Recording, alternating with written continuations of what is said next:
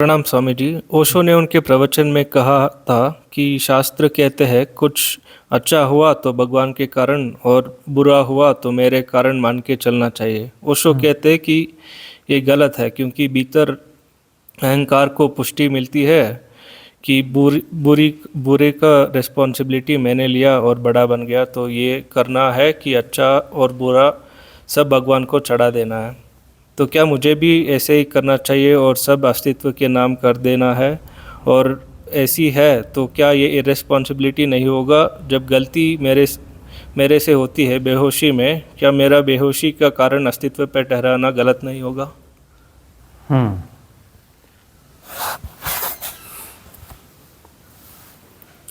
एक तो कहावत ये है कि मीठा मीठा गब गब कड़वा कड़वा थू थू। ये सुना होगा ना आपने? मीठा मीठा गब गब कड़वा कड़वा थू थू।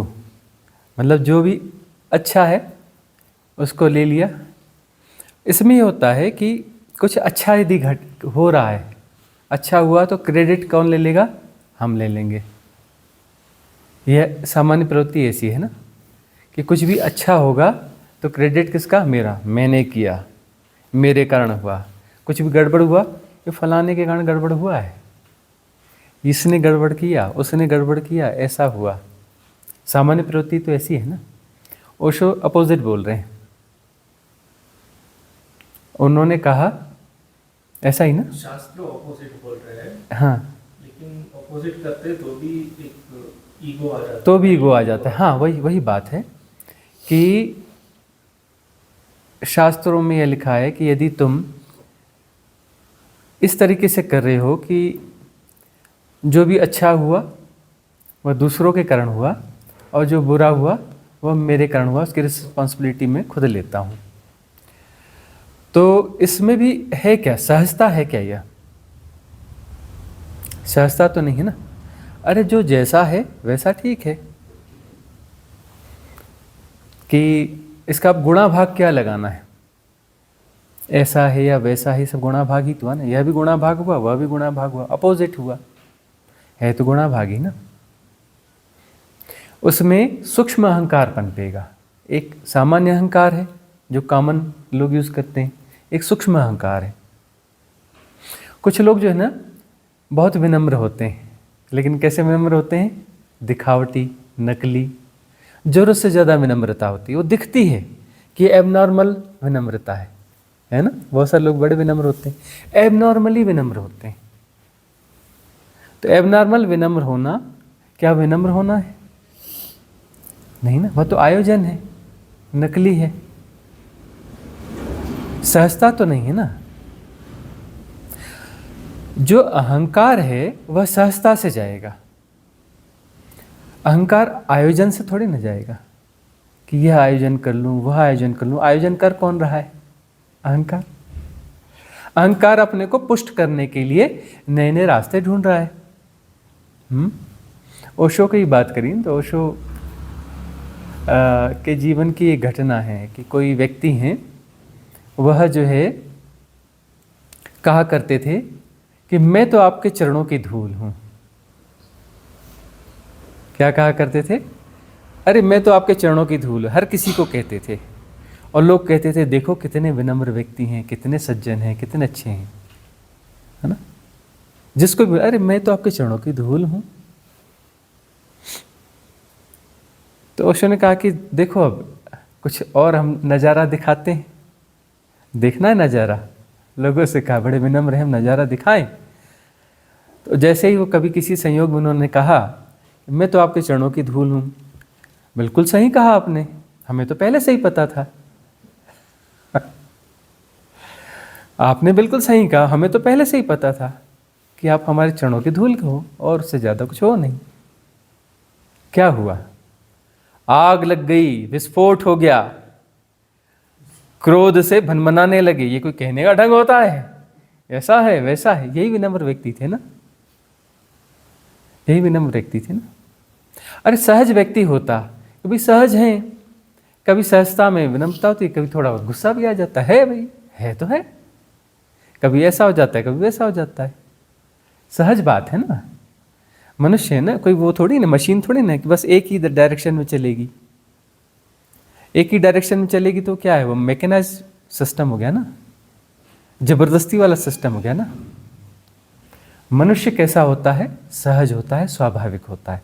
सहज स्वाभाविक में सारे गुणों को वह जीता है, सारे गुणों को जिएगा ना। इसलिए क्या होना चाहिए? मानवीय होना चाहिए। किसी व्यक्ति से थोड़ी बहुत भूल हो गई तो थोड़ा जैसा कुछ हुआ, लेकिन मानवीय, अरे कोई बात नहीं, होता रहता है, हमसे भी होता है, तुमसे भी हो गया, कोई बात नहीं, भीतर भरा था निकल गया, है ना। अब क्या करें? अब ये करो कि भाई समझो कि कैथारसिस की जरूरत है ना। हमने किस पे निकाल दिया? आदमी के ऊपर निकाल दिया, बेहोशी में निकाल दिया। भाई वो जो पैटर्न है, भीतर दबे हुए संस्कार हैं, कुछ विस्फोट होना चाहता है, दमन है, सप्रेस्ड कुछ चीज़ें हैं, भाव हैं, वो बाहर निकलना चाहती है, निकास चाहती है, निकास चाहती है, निकलने नहीं दे रहे हो तुम। अर्जन उत्सर्जन, इस नियम की हमने चर्चा की। अर्जन और उत्सर्जन। अर्जन जो हो रहा है उसका उत्सर्जन भी समय पे होना चाहिए, तो स्वास्थ्य कैसा रहेगा? अच्छा रहेगा। सामान्य नियम है ना। जो खाओगे बराबर निकाल लोगे तो कोई समस्या है क्या? नहीं। और खाते जाओगे और निकालोगे नहीं तो समस्या है, कॉन्स्टिपेशन होगा, अंदर जाकर चीज़ें क्या होगी? सड़ेंगी। अब चाहे भावों को देखो या किसी भी रूप में देखो, है ना। कुछ भी खाया है, अब जो है उसका कुछ ना कुछ इकट्ठा होगा। संसार कैसा है? संसार जटिल है। संसार की संरचना कैसी है? जटिल है। इसमें सब कुछ अनुकूल नहीं होता है। होता है क्या? अरे कुछ भी अनुकूल नहीं होता है, जैसे तैसे एडजस्ट करना पड़ता है, ठीक है ना। व्यवहारिक सत्यों के हिसाब से और पारमार्थिक सत्य के हिसाब से हम जानते हैं कि ये सब जरूरी है, लेसन है। लेकिन कब जानते हैं? यदि होश हो, साधना सघन हो। अभी होश पूरा नहीं है, साधना सघन नहीं है ना। हो जाता है, कोई बड़ी बात नहीं है। साधना है भी, कुछ भी है तो भी हो जाता है, स्वभाव होता है कि व्यावहारिक सत्य हैं, उसके कुछ इंप्रेशंस पढ़ ही गए, व्यावहारिक सत्य को व्यावहारिक सत्य की तरह नहीं जी पाए, थोड़ा बहुत एसोसिएशन हो गया, कुछ हो गया, कुछ विकार बन भी गए, कुछ सप्रेशन बन भी गया। बॉस है, कोई व्यक्ति है, उसको हम डांटना चाहते हैं, नहीं डांट पा रहे हैं, गुस्सा है, नहीं निकाल पा रहे हैं, भीतर सप्रेस हो गया ना। अब निकालना तो पड़ेगा। तो समझदारी क्या है? उस व्यक्ति पे क्यों निकालते हो? अब एक व्यक्ति है जो ऑफिस जाता है, बॉस ने डांटा, इसने डांटा, उसने डांटा, बड़ा सप्रेस्ड होकर के आया घर आकर के बच्चा है, बच्चे ने छोटी मोटी कोई गलती कर दी, जरा सी, जिसको देख करके प्यार आ जाना चाहिए, लेकिन क्या करोगे? उसको गालियां दोगे, 2 झन्नाटेदार झापड़ जो है रसीद कर दोगे, 2 चपत लगा दी जोर की। क्यों लगाई? वो बॉस का गुस्सा निकालना था ना। ऑफिस में इतने लोगों ने कुछ कहा था, अब वो गुस्सा किस पे निकालें? बॉस पे निकालेंगे तो बॉस नौकरी से निकाल देगा, गड़बड़ हो जाएगा। किसी और से निकाले तो दुश्मनी हो जाएगी, बाद में प्रॉब्लम आएगी। बच्चा है, इसको मारेंगे, मेरा बच्चा है, कर क्या लेगा? कहाँ छोड़ के जाएगा? रहना तो उसको मेरे साथ पड़ेगा। गुस्सा किस पे निकाल दिया? बच्चे पे निकाल दिया, किसी सर्वेंट पे निकाल दिया, किसी पे निकाल दिया, किसी कमजोर आदमी पे गुस्सा निकाल दिया। ऐसा होता है ना। तो अब जो है यहां पर किसी कमजोर आदमी पे निकाल तो दिया, लेकिन क्या ये सहज स्थिति है? नहीं है ना। सहज स्थिति क्या थी? भाई निकालना सीख लो ना, एक गद्दा रख लो अलग से घर में, हाँ, एक रूम उसका अलग से बना लो। पुराने राजमहलों में कोप भवन हुआ करता था, पता है ना। कोप भवन, अलग से भवन, कमरा नहीं, एक भवन होता था, कोप भवन। रानी यदि रूठ गई तो राजा को गालियां नहीं देगी, मारेगी नहीं, कोप भवन में चली जाएगी। राजा यदि रानियों से नाराज हो गया, किसी से नाराज हो गया, तो कोप भवन में चला जाएगा कि भाई हम क्रुद्ध हैं, तो अपने क्रोध को हम वहीं जिएंगे, अकेले रहेंगे। क्रोध में सामने रहेंगे तो क्या होगा? गड़बड़ होगी, झगड़े वगड़े होंगे, यह होगा, ठीक है ना। तो वह जो है खतरनाक समय है, खतरनाक काल है। उस खतरनाक काल में कहाँ रहना चाहिए? एकांत में रहना चाहिए। तो कोप भवन में जाके रहेंगे, है ना, और जब नॉर्मल होंगे तो वापस आएंगे। लेकिन हम क्या कह रहे हैं, कोप भवन में जाओगे और वहाँ 4 दिन रहोगे, ऐसी फुर्सत तो है नहीं, या 1 हफ्ता, हम 1 महीना कोप भवन में रह रहे हैं, वह सुविधा तो है नहीं। अब क्या है, एक रूम है हमारे पास में, रूम में चले जाओ, एक गद्दा है, एक तकिया है, कुछ कुछ चीज़ें हैं, 1-2 अपना स्टैचू हैं, पुतले हैं, है ना, जिन पे ज़्यादा गुस्सा आता है उनके जो है कुछ मुखौटे जैसे बना लो, या उनके फ़ोटोज़ जो हैं, आजकल है ना टेक्नोलॉजी है ना, उनके फ़ोटोज़ का प्रिंट निकाल लो, उसके चेहरे पे चिपका दो, जिस पे क्रोध है, और जो है उसको गालियाँ दो, एक डंडा लेके उसको मारो, मारते रहो। तू ऐसा करेगा? करेगा बता। थर्ड से 1 मारा, फिर 1 मारा, तूने मुझे ऐसा क्यों बोला? मारते जाओ, मारते जाओ, गालियाँ दो, फिर गंदी गालियाँ हो तो वह भी दे दो, निकाल दो। गंदी गालियाँ भीतर पड़ी, गंदगी भीतर नहीं होनी चाहिए ना, गंदगी बाहर निकाल दो ना, उत्सर्जन करो ना। वमन विरेचन स्वास्थ्य के लिए अच्छा है, आयुर्वेद कहता है ना, वमन विरेचन करोगे तो बीमार नहीं पड़ोगे। कुंजल की प्रक्रिया, जो वोमिट होता है ना पानी पीकर, वह हफ्ते में 1 बार कर लिया करो। हफ्ते में 1 आध बार जो है, यदि पेट साफ ना हो रहा तो त्रिफला खा के पेट साफ कर लो। वमन विरेचन करते रहो, स्वस्थ रहोगे। तो ये वाला वमन विरेचन तो करते रहो। ये हफ्ते में 1 बार नहीं, हफ्ते में 7 बार करना पड़े तो 7 बार करो, है ना, क्योंकि संरचना, समाज और सभ्यता की संरचना जटिल हो गई है। अब जो है समस्याएं थोड़ी ज़्यादा हैं, प्रकृति घटती जा रही है, और मनुष्य का ताना बाना और ये जो व्यवस्थाओं का ताना बाना ज़्यादा सघन हो रहा है। सर्वाइवल जो है, स्ट्रगल फॉर सर्वाइवल जो है, वह ज़्यादा कठिन हो चुका है। कठिन हो चुका है ना। पहले सर्वाइवल आसान था क्योंकि ज़रूरतें कम थी, अब ज़रूरतें ज़्यादा हैं और वो अनिवार्य हो गई हैं, तो अब स्ट्रगल ज़्यादा हो गया है। ज़्यादा स्ट्रगल हो गया है तो अब क्या करोगे? स्ट्रेस ज़्यादा लोगे। स्ट्रेस ज़्यादा होगा ही ना, ज़्यादा स्ट्रगल में स्ट्रेस ज़्यादा ना होगा, स्वाभाविक है, हर मनुष्य को होता है स्ट्रेस। कोई भी मैनेजमेंट करो, आज हम ये मैनेजमेंट कर रहे हैं, इस मैनेजमेंट में भी कहीं कहीं बहुत सारी दिक्कतें होती हैं ना। अब सब लोग हैं, वो सब शॉक एब्जॉर्वर की तरह लगे हुए हैं, कुछ कुछ स्ट्रेस अपने ऊपर ले लेते हैं, समस्याएं अपने ऊपर ले लेते हैं। यहाँ बैठे हुए इतने सारे लोग, यहाँ कुछ है वो कर लेंगे, किसी ने कुछ थोड़ा कुछ कह दिया तो चुपचाप, अरे जाने दो, काम सत्संग चल रहा है, अच्छा चल रहा है ना, रिट्रीट अच्छी चल रही है, थोड़ी सी तकलीफ हमें हो गई तो सह जाओ, बाकी सबका तो हो जाएगा। सह रहे हैं ना सब लोग, यहाँ कितने लोग हैं, थोड़ा छोटा छोटा सह लेते हैं ना, सहजता से, अरे जाने दो, हो जाता है ना। यहाँ पर भी हो जाता है। कोई व्यक्ति है, कुछ सेवा देना चाहता है, वो ज़्यादा दे देता है, कुछ अपना कम दे पाता है, कुछ देता है तो फिर उसका वहाँ रेजोनेंस नहीं बन रहा है, तो हम उनसे बोलते हैं कि दूसरी जगह देख लो, कुछ दूसरा कर लो। कोई जरूरी थोड़ी कि एक ही जगह सब जाओ, तो लेकिन एडजस्ट कर लो, थोड़ा थोड़ा सब कर लो। करोगे तो अच्छा रहेगा, इस एनर्जी में माहौल अच्छा पॉजिटिव बना रहेगा तो साधना में गहराई आएगी, और नहीं करोगे तो साधना में डिस्टर्बेंस पैदा होगा। थोड़ा थोड़ा सबको एडजस्ट कर लेना पड़ता है। फिर क्या करेंगे? फिर जाएंगे वाले ग्राउंड में, जंगल ट्रेल में, है ना, वहाँ जाके जिब्रिश करेंगे, कैथारसिस करेंगे, निकाल देंगे ना। आदमी पे क्यों निकालना है? आदमी पे क्यों निकालना? तो एक रूम बनाओ और वहाँ जाके निकाल दो, दिन 2 दिन 4 दिन में, या कभी रोज निकाल लो, रोज सुविधा हो तो रोज निकाल लो। सुजाता, रोना है तो रोज जाके रो लो ना। ऐसे कैसे रोती हो? क्योंकि रोना है, रोना चाहिए। रोना आ रहा है ना तो फूट फूट के रोना चाहिए। हम तो बोलते हैं ऐसे खड़े खड़े बैठ बैठ के क्या रोना, लेट के रोना चाहिए। कौन सा? पेट के बल लेट कर रोया जाता है। दोनों हाथों को ऐसे लेकर हाथ पटक पटक के रोया जाता है, दाढ़े मार मार के रोया जाता है, तकिया लेके रोया जाता है, फूट फूट के रोया जाता है। हाथ पटको, पैर पटको, फूट फूट के रो, तभी तो निकलेगा ना। इससे कैसे मुक्त होंगे? अरे मुक्त होने के लिए क्या है, खाया है तो निकालना पड़ेगा, निकालो तो मुक्त हो गए। निकालने की मेथड दे रहे हैं ना, जो अर्जन किया उसका उत्सर्जन करना पड़ेगा।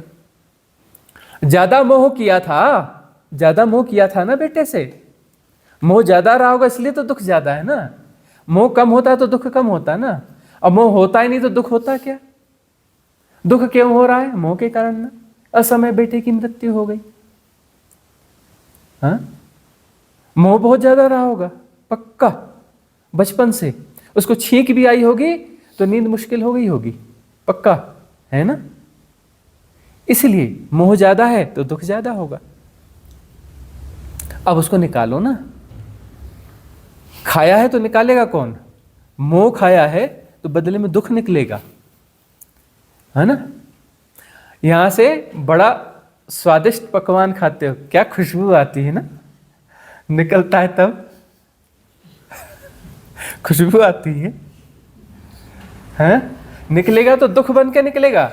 बड़ा अच्छा मोह लगता है, मोह कैसा लगता है? बड़ा समय, वाह वाह, और निकलता है तब दुख बन के निकलता है। उसका स्वरूप बदल जाता है। अर्जन का स्वरूप अलग होता है और उत्सर्जन का स्वरूप अलग होता है।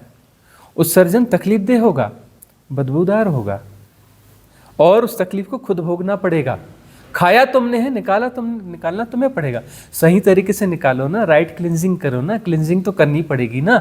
अरे जन्म जन्म का खाया हुआ है, पेट में भरा हुआ है, तुम्हारे अवचेतन मन में भरा हुआ है। अवचेतन मन वाला पेट, मन का पेट कितना भरा हुआ है देखते नहीं, तुम बचे ही नहीं, तुम बचे ही नहीं। 98% 97% पेट हो गया है, सब कॉन्शियस माइंड हो गया है। कॉन्शियस माइंड 2-3% बचा है, तुम बचे ही 3% हो। बाकी सब पेट ही पेट रह गया है, उसमें गार्बेज भरा पड़ा है जन्मों जन्मों का, जाने क्या क्या, काम क्रोध मद लोभ मोह दंभ दर्प गर्व हम ईर्ष्या द्वेष बैर मासर घृणा भय, अच्छा बुरा यह हुआ सब कुछ। प्रेम के नाम पर कुछ बटोर लिया, इस नाम पे कुछ बटोर लिया, जाने क्या क्या बटोर लिया, किस किस से दुश्मनी बटोर ली, क्या क्या बटोर लिया। खाया है ना, खूब खाया है ना, निकालेगा कौन? जादू कर दो गुरुजी, जादू करके हमको हमारा कल्याण कर दो। जादू नहीं कर सकते हम, सब त्रिफला दे सकते हैं, त्रिफला ही खिला रहे हैं। और क्या करते हैं हम? क्या करते हैं? हमारा ये जो कहना है, कथन है, जो भी हम आपको डिलीवर कर रहे हैं, डिलीवरीज क्या है, जो भी प्रवचन है, उपदेश है, क्या है? त्रिफला के डोज हैं, त्रिफला के डोज हैं। इंटेक तो करो ना, अंदर जाने दो ना, काम करेंगे। तुम्हारा बहुत बड़ा पेट है, बहुत बड़ा गार्बेज है, हम 1 चम्मच त्रिफला दे रहे हैं, भरोसा नहीं होता, हो रही इतना गार्बेज है, 1 चम्मच त्रिफला गुरुजी दे रहे हैं, इससे क्या होगा? खा के तो देख लो ना। 1 चम्मच त्रिफला दे रहे हैं, उसके जब खाओगे तब तो उसका पता चलेगा इस 1 चम्मच त्रिफला के गुण क्या है। भीतर इंटैक्ट तो करो ना, जाने तो दो ना, भीतर द्वार तो दो ना। इस त्रिफला के डोज को रोज रोज देते हैं ना, सुबह 8 बजे रोज त्रिफला का 1 डोज आ जाता है ना, है? ध्यान की विधियां, क्लिनजिंग की विधियां है ना, एनीमा है ना। ध्यान की विधियां क्या है? एनीमा है ना। क्लिनजिंग करनी पड़ेगी। श्रद्धा होनी चाहिए, श्रद्धा करोगे तभी तो हम जो डोज दे रहे हैं भीतर जाने दोगे, जाने दोगे तो बात बनेगी। लेकिन द्वार तुमने बंद कर रखे हैं,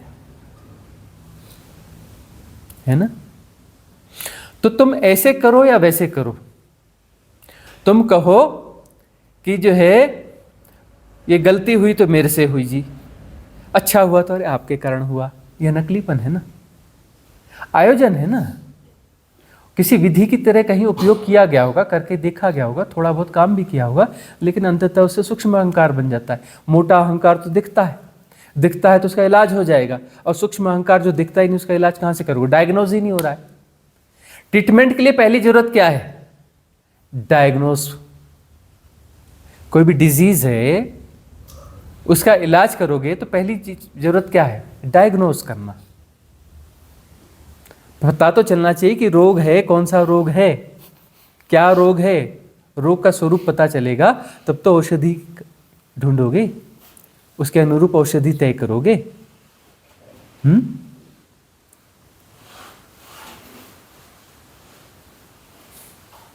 तो जो है नकलीपन से बच के रहना, नकलीपन से बच के रहना। पाखंड जो है उलझाएगा।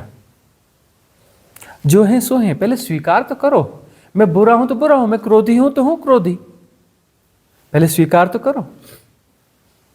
क्रोध आ रहा है तो कहना मैं भी क्रोध कर रहा हूं और मैं एक बहुत गड़बड़ आदमी हूं, बड़ा क्रोधी आदमी हूं, बेकार आदमी हूं, मैं अपना बस ही नहीं, मेरे पे क्रोध करता हूं, देखो कर रहा हूं, उल्टा सीधा बोलता हूं, हैक हूं मैं, हैक्ड, अपने बस में ही नहीं हूं, ऐसा हूं, झोलजान हूं, धर्म की समझ नहीं है, जीवन नहीं है, साधना ठीक से नहीं चल रही मेरी, देखो कैसा हो रहा है, होश नहीं बना पाया। बोलो, स्वीकार करो सबके सामने।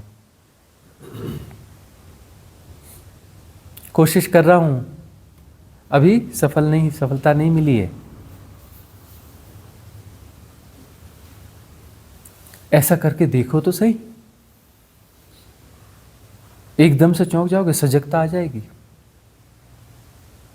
स्वीकार करने लगो ना, अरे ये मुझ में है, ये विकार है, देखो चल रहा है, मुझे हैक कर लेता है विकार, ऑपरेट कर लेता है, मेरा होश प्रॉपर नहीं है, साधना शुरू करी है, बहुत अच्छी नहीं गई अभी साधना है, गार्बेज बहुत भरा हुआ है, निकलता है, लेकिन प्रयास कर रहा हूं, अपनी तरफ से जो बन रहा है कर रहा हूं, आगे और करता रहूंगा।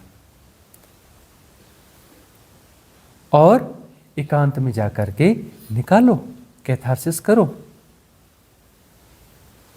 देखो कि जो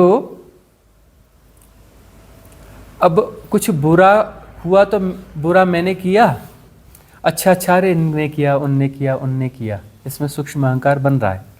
सूक्ष्म अहंकार क्या बन रहा है कि मुझे क्रेडिट मिले ना मिले, मैं तो अच्छा आदमी हूँ। फिर दूसरी बात, धीरे धीरे लोगों की तरफ देखोगे, लोग क्या कहेंगे, देखो कितने विनम्र हैं, कितने सज्जन हैं, खुद कितनी मेहनत करते हैं और क्रेडिट नहीं लेते, और जो है गलत किसी और ने किया तो अपने सिर पे ले लेते हैं, अरे उसने नहीं, मेरे कारण हुआ है ना। तो उसमें बड़ा रस आएगा, उसमें रस लोगे ना, उसमें रस लोगे तो क्या है, सूक्ष्म अहंकार है, और सूक्ष्म अहंकार से मुक्त होना थोड़ा मुश्किल काम है।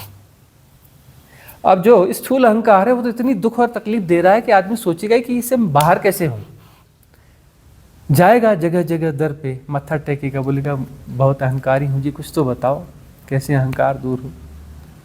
कहीं ना कहीं कोशिश तो करेगा ना। बीमारी बड़ी स्पष्ट और बाहर दिख रही है तो उसका इलाज हो जाएगा ना। अब सूक्ष्म बीमारी है जिसको डायग्नोज करना ही मुश्किल है, रेयर बीमारी है, हाँ, जिसका कोई रिकॉर्ड नहीं है प्रॉपर, जिसकी कोई चर्चा नहीं है, जिसके डेटाज नहीं है, उसका इलाज कैसे करोगे। उसमें लोग भी कह रहे हैं कि ये अच्छा आदमी है, मतलब तुमको लगेगा मैं तो बीमार नहीं हूं, मैं तो अच्छा हूं, लोग मेरे लिए पॉजिटिव बोलते हैं कि कितने विनम्र हैं, कितने अच्छे हैं, तो तुम जस्टिफाइड रहोगे मैं तो स्वस्थ हूं, मैं बीमार नहीं हूं, तो मैं अपना इलाज क्यों कराऊंगा जी, मैं तो स्वस्थ हूं, मैं तो अच्छा हूं, तो मैं ठीक क्यों करूंगा अपने आप को। जब मैं बहुत अच्छा हूं, ज्यादा ही ठीक हूं, तो मैं अपने आप को ठीक क्यों करूंगा। गलत होता तो ठीक करता, और गड़बड़ी भीतर है, खतरनाक रोग है, अंदर अंदर खाए जा रहा है और पता नहीं चल रहा है, उसका पता नहीं चल रहा है। और पता जब चलेगा जब हाथ से बात निकल जाएगी।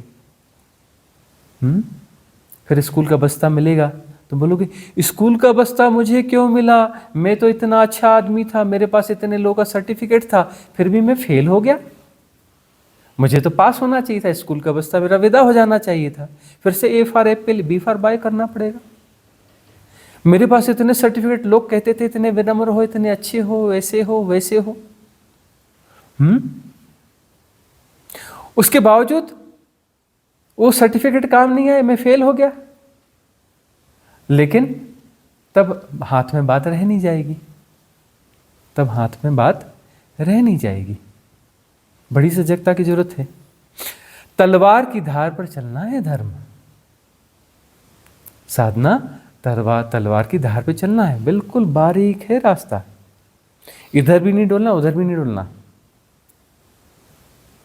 सहज रहना, सहजता।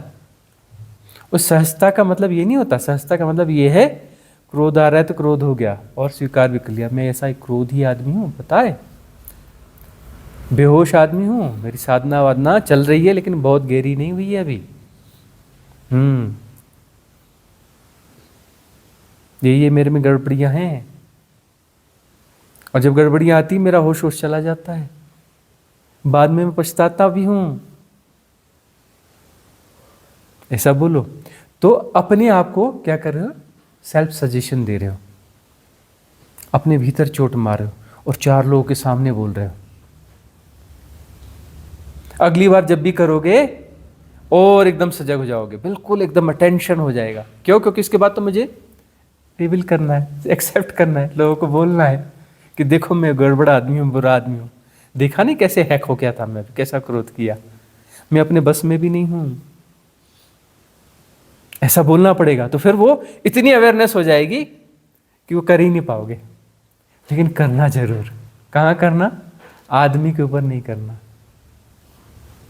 कहाँ करना? एकांत में करना, गद्दे तकिए के ऊपर करना, जंगल में करना, पुतले बना के उनके ऊपर करना, और नहीं होता तो उनके फोटो निकाल के, प्रिंट निकाल के उन पे चिपका देना, डंडा लेके मारना, गालियां देना, गंदी गालियां देना पूरे होश में।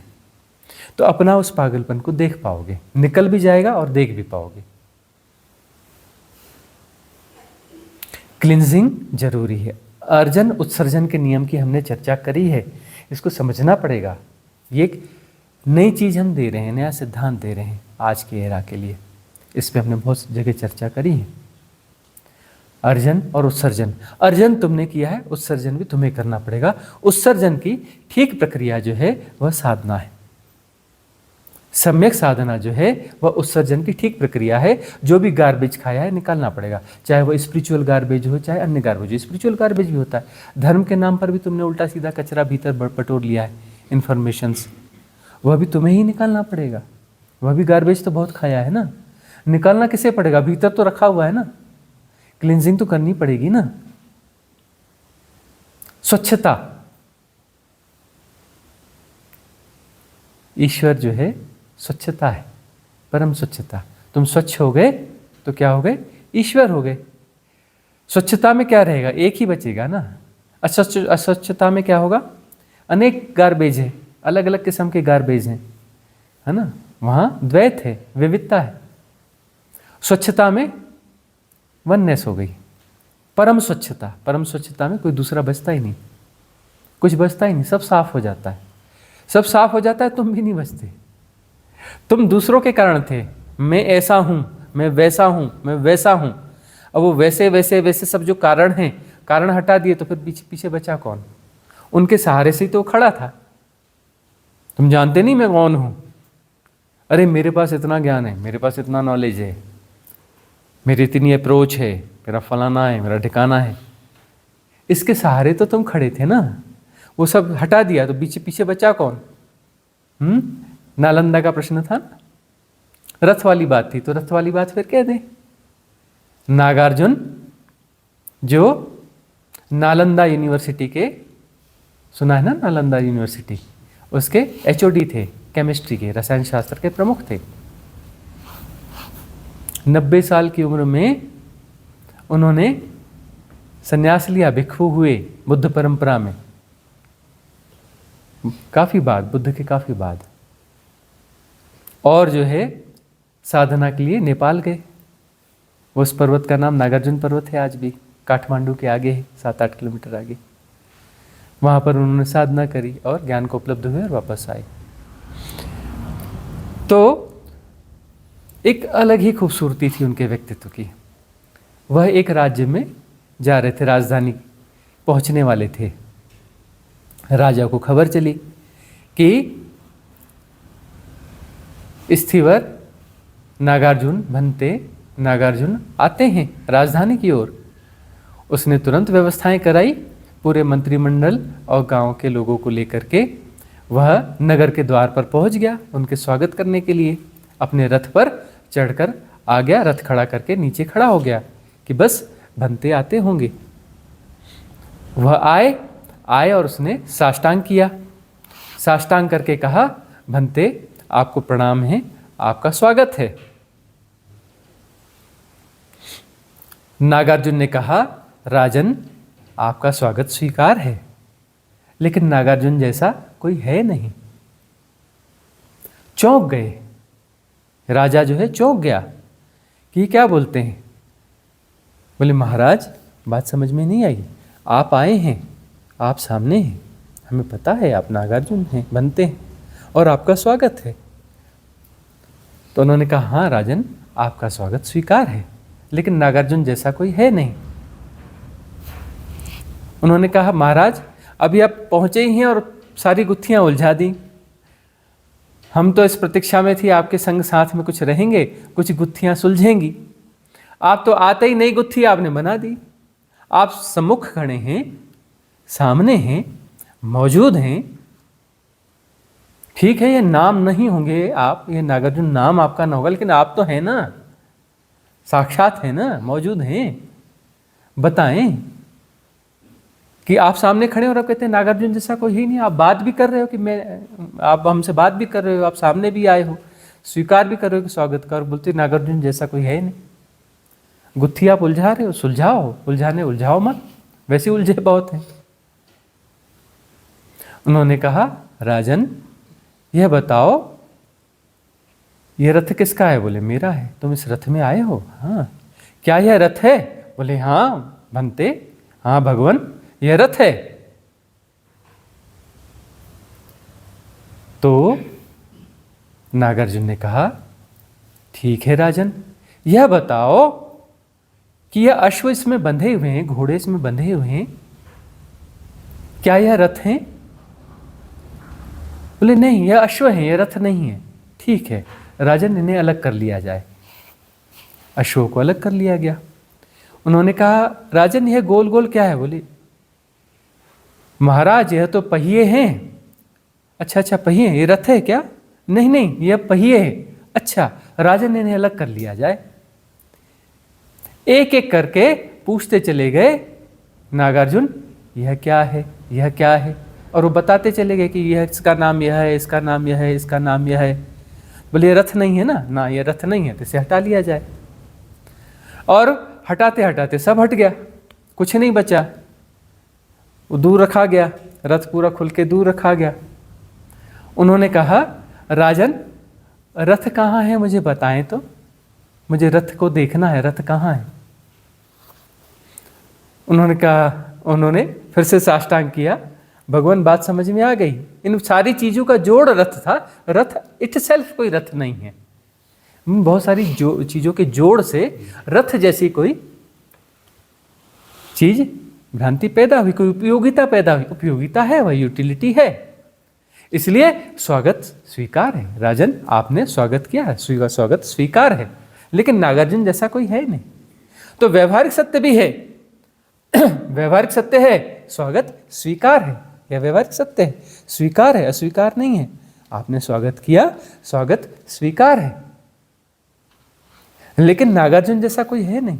पारमार्थिक सत्य में प्रतिष्ठा भी है, व्यवहारिक सत्य को भी जिया जा रहा है और पारमार्थिक सत्य को भी जानना हो रहा है।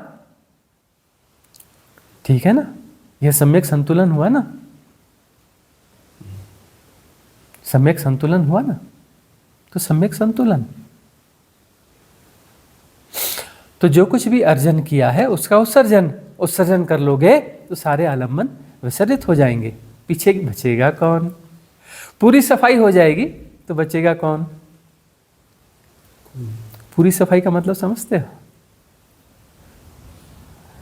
एक घर है, उसकी पूरी सफाई हो जाए तो बचेगा कौन? बोलोगे घर बचेगा, सफाई कहाँ है? सफाई करोगे तो ठीक से सफाई करोगे, अच्छे बुरे का सवाल नहीं है। तुम बोलोगे फर्नीचर, क्या ये फर्नीचर घर है? नहीं है, हटा दो। ये पंखा घर है? नहीं, हटा दो। ये एसी घर है? नहीं, हटा दो। ये ईंटें घर है? नहीं, हटा दो। ये सीमेंट गारा घर है? नहीं, हटा दो। ये पत्थर घर है? नहीं, हटा दो। देखो क्लिनजिंग, किस क्लिनजिंग की बात हो रही है? किसी और क्लिनजिंग की बात नहीं हो रही है, कंप्लीट क्लिनजिंग की बात हो रही है। कंप्लीट क्लिनजिंग में सब कुछ, जो कुछ भी है मतलब वो सेपरेशन है मतलब सेपरेशन है, मतलब तुमने उसमें कुछ इम्पोज किया है कि यह फलाना है। हटाने का मतलब, वो तो उदाहरण कोई परिपूर्ण नहीं होते, उदाहरणों में उलझना नहीं।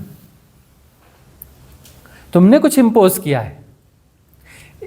तुम कहते हो यह पेड़ है जी, यह आम का पेड़ है जी, यह जो है चौसा आम का पेड़ है जी, यह फलाने सेठ जी के बाग का पेड़ है जी, फलाने किसान के बाग का पेड़ है जी, यह फलाने नगर में स्थित बाग है जी, उसका पेड़ है जी, यह फलाने राज्य में स्थित है ना, वो उसका पेड़ है जी, यह फलाने देश में है, उसका पेड़ है जी। है ना। पेड़ के साथ जाके पूछो, तेरे यह गुण धर्म है, तू पेड़ है, तू आम का पेड़ है, तू फलाने चौसा आम का पेड़ है, तू फलाने किसान जो है या फलाने वो जो है वो मालिक है, तो उनके अंडर में आने वाला तू पेड़ है, तू ऐसा है, तू वैसा है। वृक्ष क्या कहेगा? कुछ नहीं, मौन है। वृक्ष यदि बोलेगा तो बोलेगा ये पेड़ क्या होता है, यह आम क्या होता है, ये चौसा क्या होता है, यह किसान क्या होता है, यह देश क्या होता है, यह राष्ट्र क्या होता है।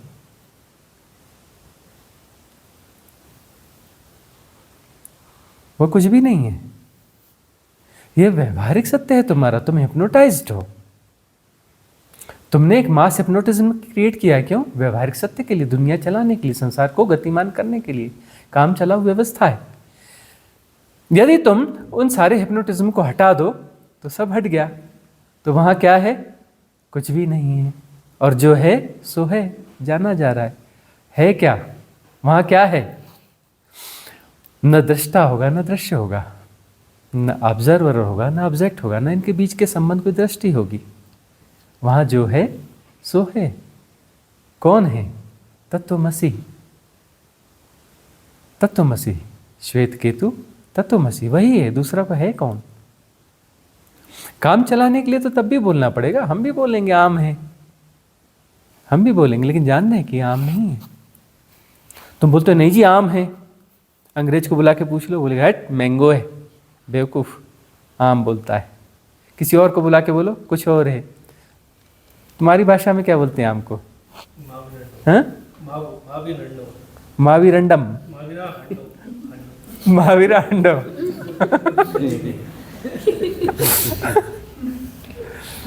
कहीं कुछ बोलते हैं, कहीं कुछ बोलते हैं। ठीक है ना?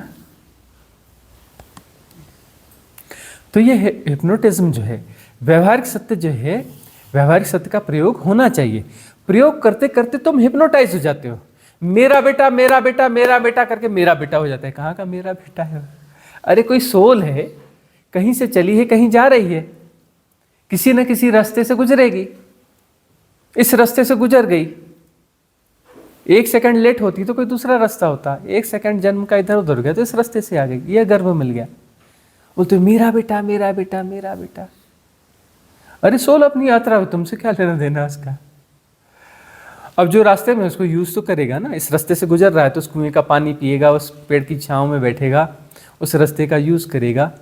उस रास्ते से गुजर रहा है तो रास्ते का पूरा यूज करेगा ना वह। हाँ, सब कुछ करेगा वह।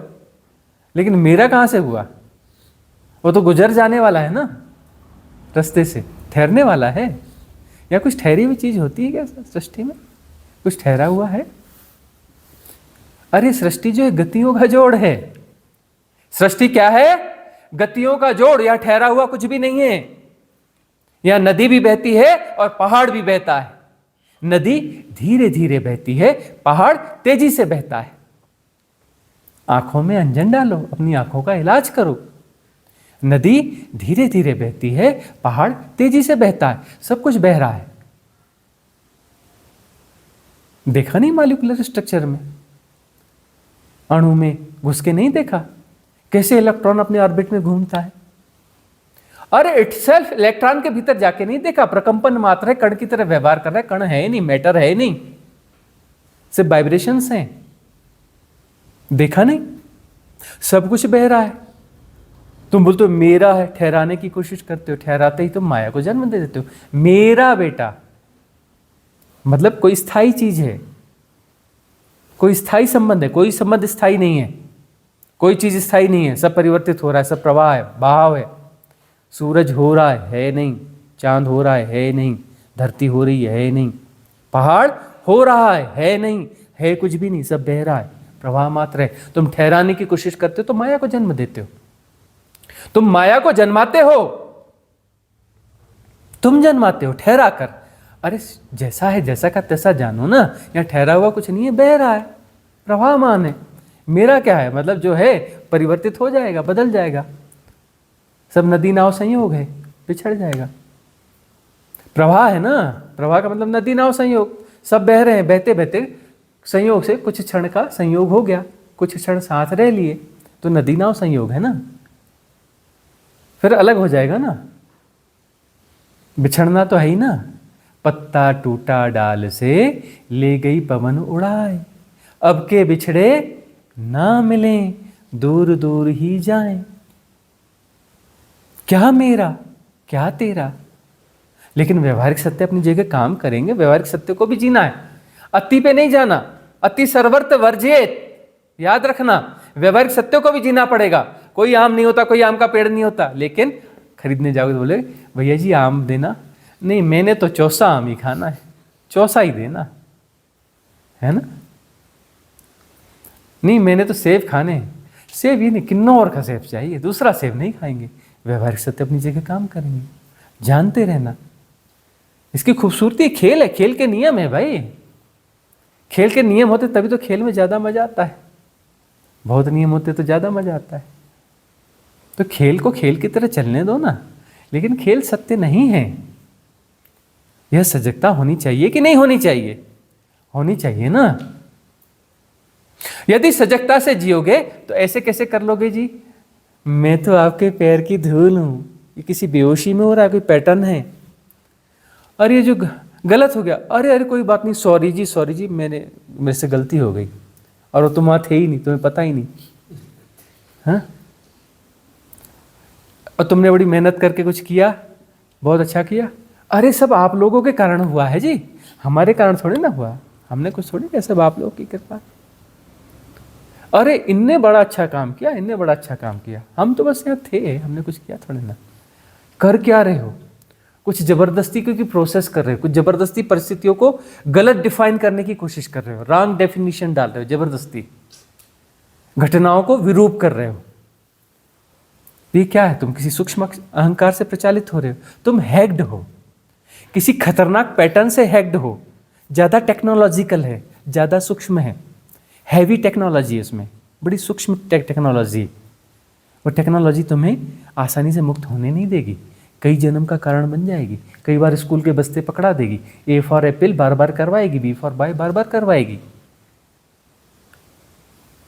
सूक्ष्म अहंकार ज्यादा खतरनाक होता है ना। अगला प्रश्न।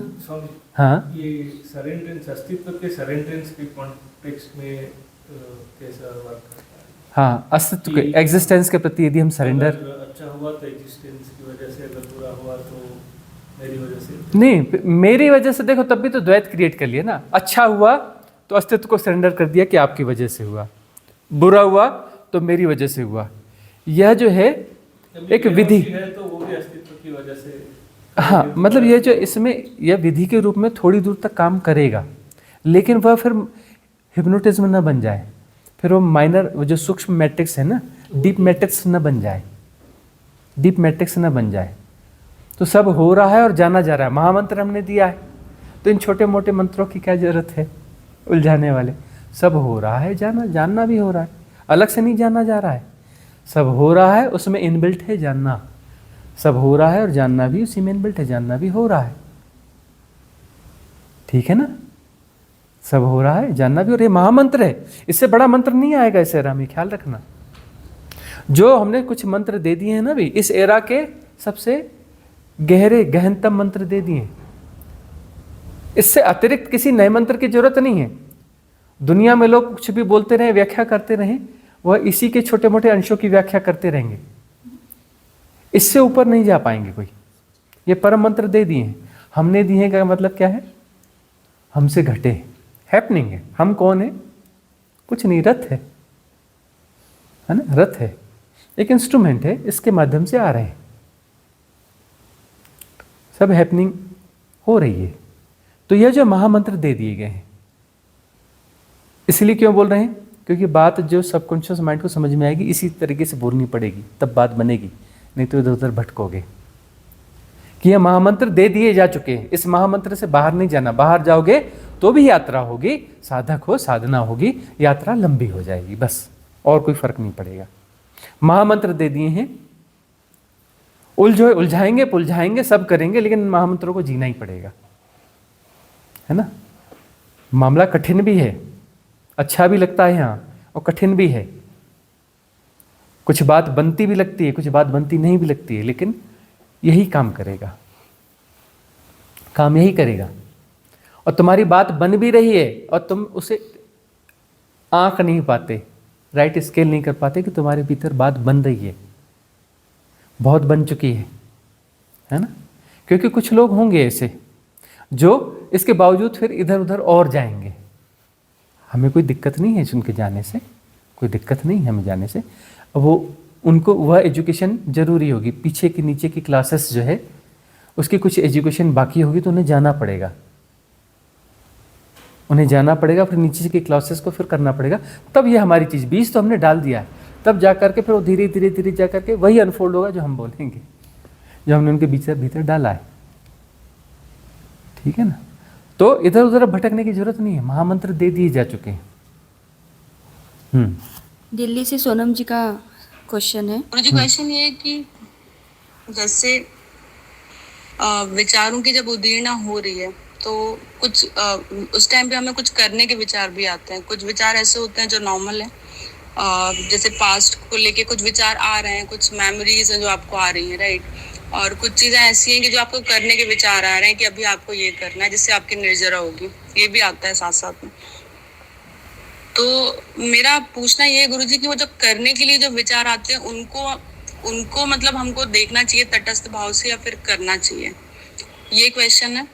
और अभी 3-4 दिनों से ये हो रहा है गुरुजी के जो करने वाले जो विचार आ रहे थे अंदर से, अब ये है कि उनको देख के भी एक वो न्यूट्रल सा एक भाव आ गया है अंदर से कि नहीं करना है, कुछ नहीं करना है, करने की बिल्कुल इच्छा नहीं है कि क्यों करना है इसको भी, जैसे इस तरीके का कि मैं मतलब अंदर से इच्छा खत्म हो गई है कि विचार आ रहे हैं और मैं देख रही हूँ, बहुत कुछ करने का विचार आ रहा है पर मैं कुछ नहीं कर रही हूँ। तो ये अपने आप घटित हो रहे हैं। तो जैसे साक्षी भाव घटित होता है गुरुजी साधना में जब हम गहरे जाते हैं, और भी चीजें जो भी घटित हो रही हैं, मनी दशा है, तो क्या ये भी देखने वाला जो एक हमारा एक जो एक गुण है, जो हमारा निर्गुण निराकार जो आप बताते हैं, हमारी बीइंग का जो एक गुण है, तो क्या ये भी एक स्वतः घटित होने वाली चीज है गुरुजी? इस विषय में प्लीज आप मार्गदर्शन करिएगा गुरुजी। सादर चरण स्पर्श गुरुजी, प्रणाम। इसी से संबंधित मामला है कि सब हो रहा है और जानना भी हो रहा है, सब हो रहा है और जानना भी हो रहा है। अब जो भीतर कुछ इन्फ्लुएंस आ रहे हैं, भीतर से इन्फ्लुएंस आ रहा है कि यह करो, ऐसा करना चाहिए, विचार है, तो उसके इन्फ्लुएंस के साथ में को बह जाना चाहिए, वह कर गुजरना चाहिए, या फिर तटस्थ भाव से बने रहना चाहिए। देखो, इन्फ्लुएंस यदि ताकतवर होगा तो वह तुम्हें बहा के ले जाएगा, तुम्हारे होश को बहा के ले जाएगा, तुम्हारे सबकॉन्शियस माइंड, तुम्हारे कॉन्शियस माइंड को हैक कर लेगा, हैक कर लेगा और तुम्हें ऑपरेट करने लगेगा यदि ताकतवर है तो।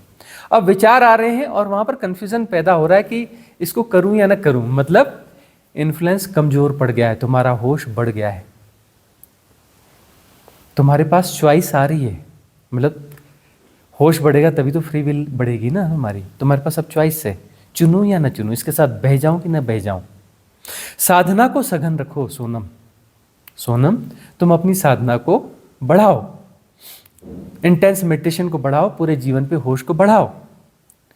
तुम जो है फिर तटस्थ हो रही हो, तटस्थ होते होते कूटस्थ भी हो जाओगी। कूटस्थ हो जाओ मतलब अपने भीतर ठहर जाओ और सब हो रहा है, जानना भी हो रहा है। कूटस्थ हो गए का क्या मतलब? अपने भीतर ठहर गए तो मतलब क्या है? निश्चल तत्व में प्रतिष्ठित हो गए तो क्या होगा? सब हो रहा है, प्रवाह चल रहा है, इन्फ्लुएंस चल रहे हैं। इन्फ्लुएंस बोलते हैं ऐसा उचित है, ऐसा अनुचित है, ऐसा करना चाहिए, ऐसा नहीं करना चाहिए, यह क्या हो रहा है ना। इन्फ्लुएंस लगातार चल रहे हैं, लाखों लाखों इन्फ्लुएंस चल रहे हैं, पूरी सृष्टि जो है इन्फ्लुएंस से भरी हुई है। और साधक क्या होता है? कुछ नहीं करता, समझने की कोशिश भी नहीं करता, एनालाइज भी नहीं करता, कैटेगराइज भी नहीं करता, डिफाइन भी नहीं करता। सब हो रहा है और जानना भी हो रहा है, सब हो रहा है और जानना भी हो रहा है। तो उससे क्या है, जो इन्फ्लुएंस है बाईपास होते चले जाएंगे। एक भूख लगी, जोर की भूख लगी, ये बाईपास होगी कि नहीं होगी? ये नहीं होगी। ये जरूरत है, ये इन्फ्लुएंस नहीं है। भूख लगी तो क्या होगा? प्रतिसंवेदन होगा।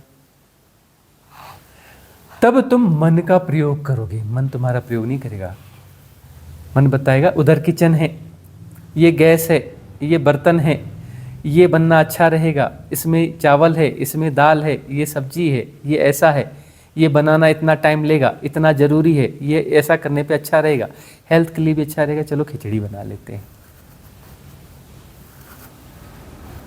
यह तुम मन का प्रयोग करोगे तब। अभी क्या है? मन तुम्हारा प्रयोग कर, तुम विचार नहीं करते, विचार तुम्हें करते हैं, तुम्हें यूज़ करते हैं। वहाँ पर तुम यूज़ करोगे। जरूरत से जीना जो है सहज है, प्रतिसंवेदन है। प्यास लगेगी, मैं इन्फ्लुएंस नहीं होऊंगा, ऐसा नहीं है। प्यास लगेगी, प्यास पानी ढूंढ लेगी, व्यवस्था बना लेगी। घर में क्लींजिंग की जरूरत है, सफाई की जरूरत है, सफाई हो जाएगी, क्योंकि घर में रहना तो सफाई करने की जरूरत है। लेकिन पागलपन चला जाएगा। बहुत सारी गृहिणियाँ घर को साफ करती रहती हैं, साफ करने के बाद क्या करती हैं? फिर से साफ करती हैं, है ना? इसको भी चमकाना है, उसको भी चमकाना है, कुछ ज़्यादा ही कर लेती हैं। कुछ मेनियाज, कुछ फोबियाज, कुछ सीजोफ्रेनिक डिसऑर्डर्स क्लिनजिंग के, उसे भी फॉलो करती हैं, है ना? जरूरत से ज़्यादा चकाचक, बोले फुर्सत ही नहीं मिलती, हम तो घर को बस साफ करते रहते हैं। तो जरूरत से ज़्यादा भी नहीं। सफाई जरूरी भी है, ज़्यादा भी जरूरी नहीं है। जरूरत से ज़्यादा सफाई इन्फ्लुएंस है, अंदर कोई डिसऑर्डर है, वो क्या कर रहा है? हैक कर रहा है, ऑपरेट कर रहा है। सफाई जरूरी है, भी सफाई होनी चाहिए। इतनी सफाई, झाड़ू हो जाना चाहिए, पोछा हो जाना चाहिए, इतना इतना ये हो जाना चाहिए। यह क्या है? यह जरूरत है, सहजता है, उतना हो जाएगा। कोई भी चीज़, है ना? सहजता से अपने जीवनचर्या होनी चाहिए। स्ट्रगल है जिसमें जरूरी है, सर्वाइवल में स्ट्रगल हो रहा है तो ठीक, एक्सेप्ट है। अब जो है बहुत ज़्यादा स्ट्रगल हम कर रहे हैं और उतने की जरूरत नहीं है, जरूरत से ज़्यादा स्ट्रगल करें। सहजता से जितना हो रहा है उसमें कोई बुराई नहीं है। सहजता से एक किसान जो है बहुत सारा खेत जोत देता है, उसमें कोई कौन सी बुराई है? उसके मजा है, उसका आनंद है, उसको उतना करना है, करना पड़ता है, स्वीकार है। बड़ा खेत जोत लेता है, उसमें कोई बुराई थोड़े ना है। फसल बोली, सब कुछ हो गया, काम धाम में पड़ गए, तो खेत की मेड़ पर आकर आराम से पेड़ के नीचे बैठ जाता है, अपनी फसल को मजे से देखता भी है, मजे भी करता है। अब के किसानों का पता नहीं, पहले जो है बांसुरी भी ले जाते थे, मतलब रोटियां बांध के भी ले जाते थे। खेत में काम नहीं है लेकिन खेत में जा रहे हैं, रखवाली के लिए जा रहे हैं। बोले क्या रखवाली के लिए? क्या बोले? बड़ा आनंद है, पेड़ के नीचे बैठेंगे, फसल को लहराता हुआ देखेंगे, ठंडी हवा आएगी, वाह वाह, अपनी पोटली खोलेंगे, रोटी निकालेंगे और खाएंगे। पिकनिक हो रही है वो वहाँ पे। फिर उसके बाद में वहीं पे अपना एक बिछावन लेके जाएगा, पेड़ के नीचे मस्त सो जाएगा। मालूम है, वही किसान जो उस समय जो कर रहा है ना, बड़े से बड़े राजा को ऐश्वर्य नहीं है। याद रखना, उस समय जिस वो आनंद को जी रहा है, कितना बड़ा राजा हो उसके पास वह चीज़ नहीं है। वो पेड़ के नीचे अपना बिछा करके, एक चादर बिछा के सो रहा है ना, या साफा खोल के उसमें बिछा के सो रहा है ना, हाथ का तकिया बना के, और ठंडी हवा का झोंका आ रहा है, पेड़ की छांव है। गजब की बात होती है। तुम यह मत करना कि ये इतने करोड़ से सुख मिला और इसको यह है तो ये इसका सुख, करोड़ वाले का सुख बड़ा होगा। ऐसे इस संसार के नियम नहीं है ना? तो वह जो है वो एक बड़ा श्रम भी कर रहा है, वो उसकी सहजता में है, फिर वहां विश्राम भी कर रहा है, वह भी उसकी सहजता में। एसी की हवा में वह बात नहीं है। किसान जब पसीने से भरा हुआ पेड़ के नीचे बैठता है ऐसे शांति से, और जब ठंडी हवा का झोंका आता है और पसीना सूखता है ना, 100 एसी मिलकर के भी क्या दे पाएंगे वह चीज।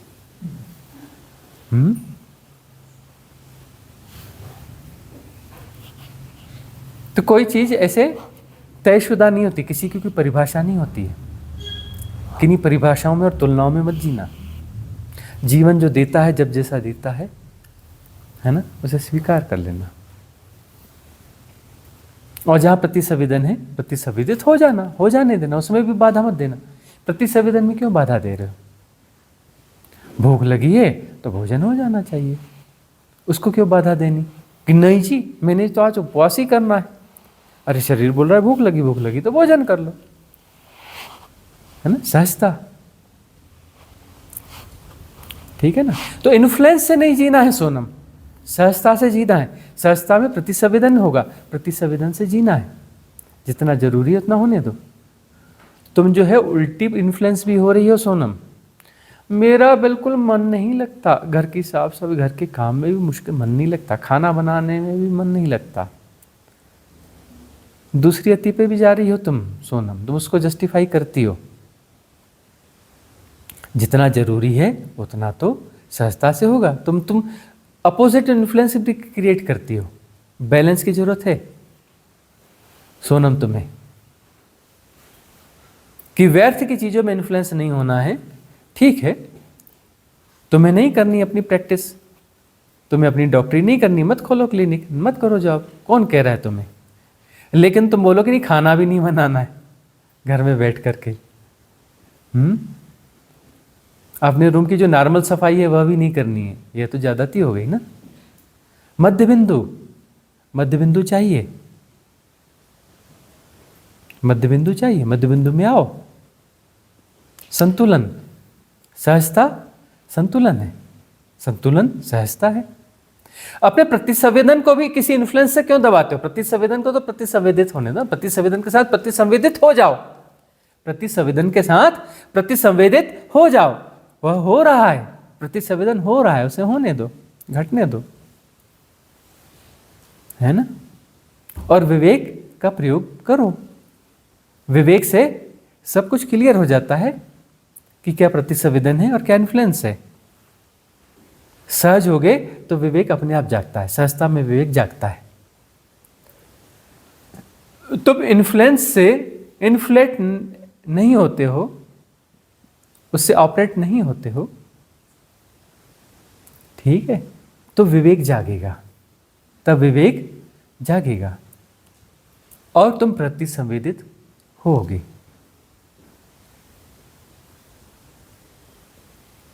ठीक है, अगला प्रश्न सुजाता जी का। प्रणाम गुरुदेव। जैसा कि हम बोलते हैं कि पत्थरों में भी मेमोरी होती है, तो जब घर बनते हैं उसमें जो भी सामान उपयोग में आता है तो वो सब सामान विथ मेमोरी आता होगा वो घर बनने में, और फिर जब घर में जो घटनाएं होती हैं उससे भी दीवारें और सब उनमें वो मेमोरी जाती होगी, तो उस मेमोरी का उस घर में रहने वालों पे असर आता है क्या, और अगर असर आता है तो उसको कैसे दूर कर सकते हैं? ये एक अलग विषय है, इस पे कभी चर्चा लंबी करेंगे। बहुत बड़ी बात है, बड़ा विज्ञान है यह। कोई भी स्ट्रक्चर है, एटॉमिक स्ट्रक्चर है, कोई भी स्ट्रक्चर है, तो उसमें जो है मेमोरीज जो है जाएंगी ही जाएंगी, आकाशीय रिकॉर्ड।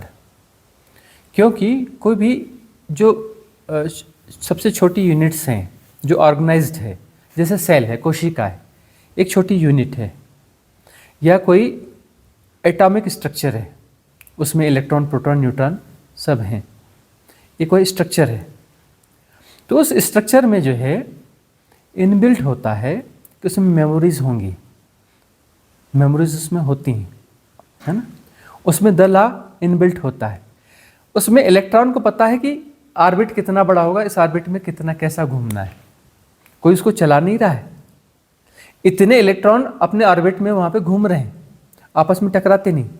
1 सेकंड में वो लाखों बार घूम जाते हैं, 1 सेकंड में लाखों बार घूम जाते हैं, और इतनी तेजी से इतने वहाँ पर घूम रहे हैं, और सब ऐसे क्रॉस घूम रहे हैं, ऐसे देखा है ना, ऑर्बिट का घूमना देखा है ना। उसके बावजूद वो टकराते नहीं। तुम जो है, तुम्हें अपना 2 चीज़ें दे दी जाए, गेंद, भारी गेंद और रस्सी में बांध कर ऐसे ऐसे घुमाओ, तुम थोड़ी देर में टकरा दोगे, उसको टकरा दोगे ना। और वहाँ नहीं टकराता, उसमें द लॉ जो है इनबिल्ट है। और वहाँ पर जो है मेमोरीज होती हैं, कोई चीज़ होगी तो उसकी मेमोरी वहाँ जाएगी। वो पत्थर है, वो टूटेगा तो दो सेंटर हो जाएंगे। पहले एक सेंटर था, अब कैसे दो सेंटर हो जाएंगे। 4 टुकड़े हुए तो 4 सेंटर हो जाएंगे, तब तो संभलेगा ना। अब नए सेंटर के साथ में वो मर्ज होंगे तो एक मेमोरी गई ना, वहाँ पर कमांड गया, सब कुछ गया, यस हुआ, मैनेज हुआ ना, मेमोरी वहाँ पर बनी ना, नई मेमोरी बनी ना। वहाँ पर ठंडा गर्म कुछ हो रहा है, बारिश हो रही, तूफान हो रहा है, टकरा रहा है, कुछ हो रहा है, मेमोरीज वहाँ बनेंगी ना। तो मेमोरीज तो बनती हैं, सब जगह मेमोरीज बनती हैं। तुम्हारी एक एक सेल में कंप्लीट मेमोरी है। वह जो पक्षी साइबेरिया से उड़ के आता है, माइग्रेटेड बर्ड, उसे पता होता है कि इस देश में इस जगह पर उतरना है, भारत के इस जगह पर इस तालाब में ही जाके उतरना है, जबकि वो पहली बार आ रहा है ना। वो पहली बार आ रहा है, लेकिन उसे पता है कि कहाँ जाना है, कहाँ उतरना है, कैसा जीवन जीना है। और फिर वह जो है द लॉ है कि सब में जो है मेमोरीज इनबिल्ट होती हैं, और वह मेमोरीज है, इसी किसी में कोई है तो वह अपडेट तो होगी कि नहीं होगी। कोई भी हार्ड डिस्क है और उसमें कोई नई चीज़ अपना वहाँ पे आ जा रही है, कोई चीज़ घट रही है, तो वह उसमें अपडेट होगी कि नहीं होगी, क्योंकि इसमें ऑटो सिस्टम है ना। वो उसमें तो तुम अपना कुछ पिन करोगे, यह करोगे, वह करोगे, वहाँ तो ऑटो सिस्टम है ना। उस ऑटो सिस्टम में क्या होगा कि वहाँ जो कुछ भी घट गया ऑटोमेटिक सब कुछ हो जाएगा। तुम्हारे सबकॉन्शियस माइंड में या कोई भी घटना घटती है तो उसकी मेमोरी चली जाती है कि नहीं चली जाती? चली जाती है ना। तो सबकॉन्शियस माइंड जो है ना वो सब जगह है, कॉन्शियस माइंड से मनुष्य के पास है।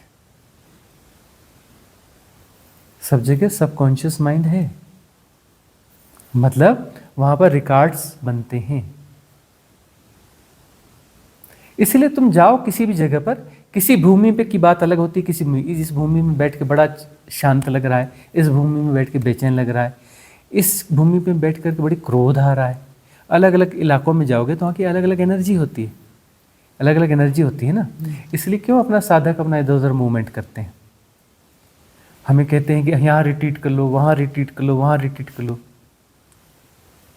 नहीं, रिट्रीट तो हम जहाँ हमें अंदर से आएगी बात, जब बात क्लियर होगी, जहाँ की होगी वहीं होगी, नहीं तो नहीं होगी, है ना। सब जगह यस नहीं होगी,